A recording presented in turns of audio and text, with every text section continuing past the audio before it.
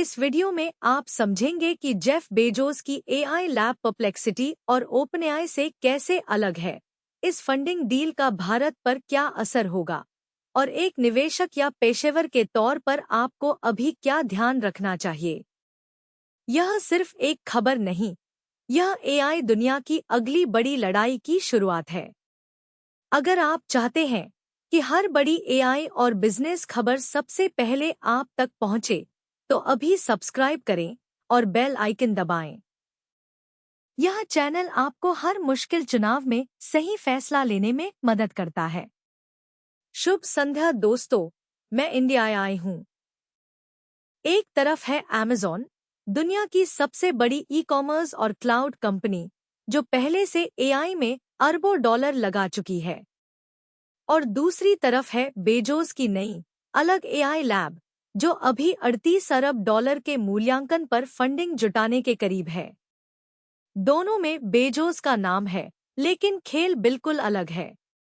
आज हम इन्हीं दोनों रणनीतियों को आमने सामने रखेंगे और आप खुद तय करेंगे कौन सी सोच आगे जाएगी। यही तुलना करने की क्षमता आपको बाकी निवेशकों से अलग बनाती है, और यही हम हर वीडियो में करते हैं। पहली नजर में फर्क साफ है। अमेज़न का एआई यानी AWS का बेडरॉक और एलेक्सा, यह एक बड़ी कंपनी का हिस्सा है। इसके पीछे लाखों ग्राहक हैं, स्थापित इंफ्रास्ट्रक्चर है और सालों की पहचान है।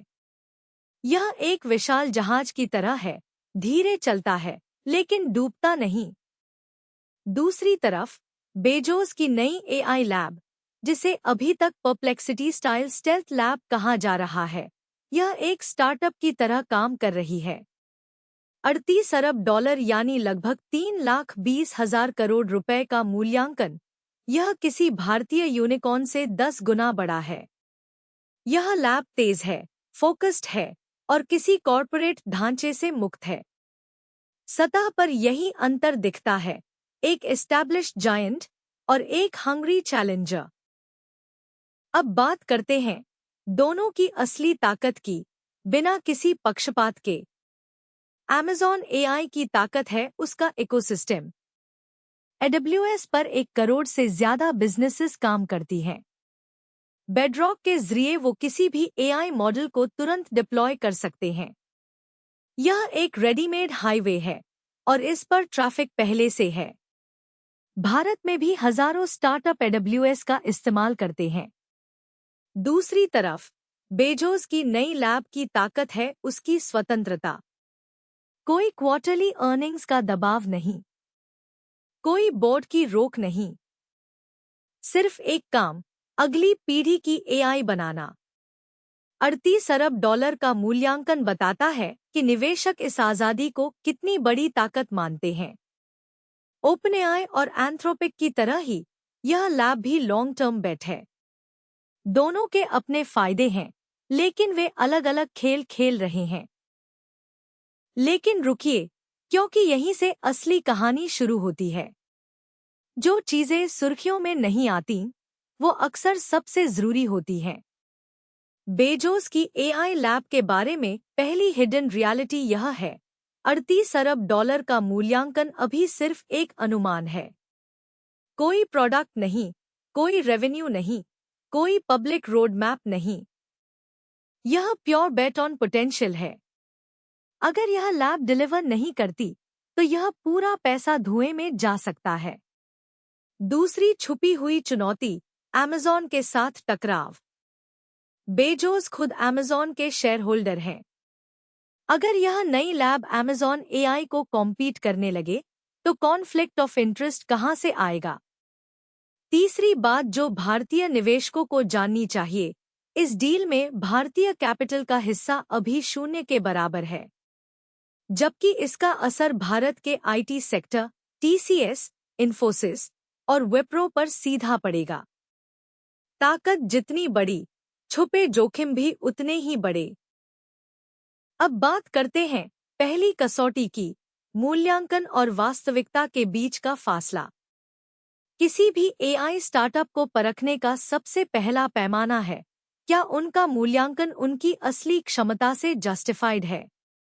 ओपनएआई का मूल्यांकन जब 157 अरब डॉलर हुआ, तब उनके पास चैटजीपीटी था, लाखों पेइंग यूजर्स थे, एंटरप्राइज क्लाइंट्स थे।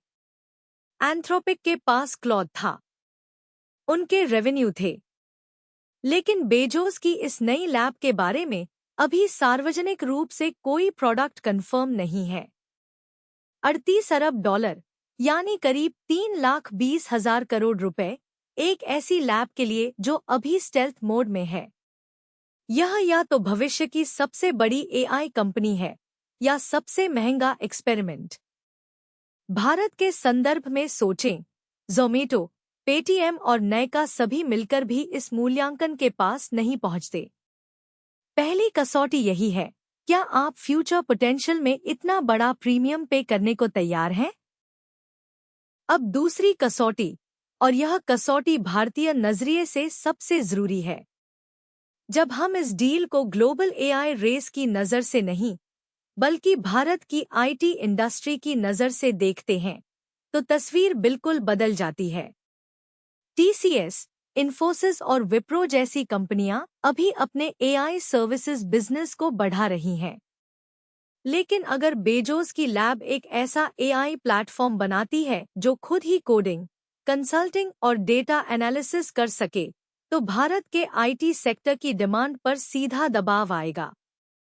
दूसरी तरफ, इस डील से भारतीय एआई स्टार्टअप्स को भी एक संकेत मिलता है।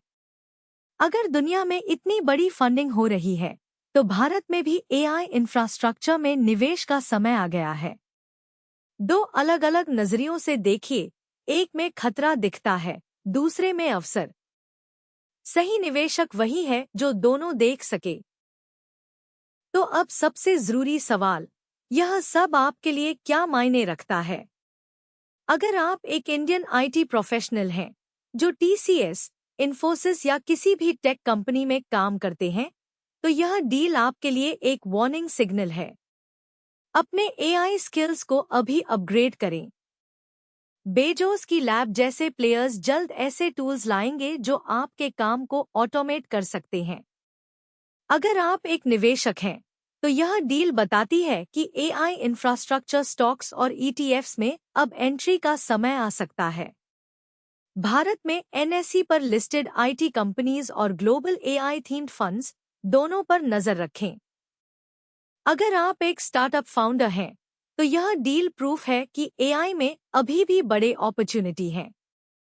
लेकिन डिफरेंशिएशन जरूरी है, सिर्फ एआई पावर्ड कहना काफी नहीं। और अगर आप एक आम भारतीय हैं, जो बस यह समझना चाहते हैं कि दुनिया किधर जा रही है, तो जानें, एआई अब एक ऐसा इंफ्रास्ट्रक्चर बन रहा है जो हर इंडस्ट्री को बदलेगा। तो आज की तुलना का सार यह है, बेजोस की एआई लैब और अमेज़न एआई, दो अलग खेल, दो अलग दाव। एक एस्टैब्लिश्ड, दूसरा एम्बिशियस। एक सेफ, दूसरा हाई रिस्क हाई रिवॉर्ड। 38 अरब डॉलर का यह दाव अगर जीता, तो एआई की दुनिया फिर से बदल जाएगी। और अगर हारा, तो यह सबसे महंगा एक्सपेरिमेंट बनेगा। आपके लिए एक ही कसौटी याद रखें, किसी भी एआई डील को दो नजरों से देखें। पहली, क्या उनके पास रियल प्रोडक्ट है? दूसरी, भारत पर इसका असर खतरा है या अवसर?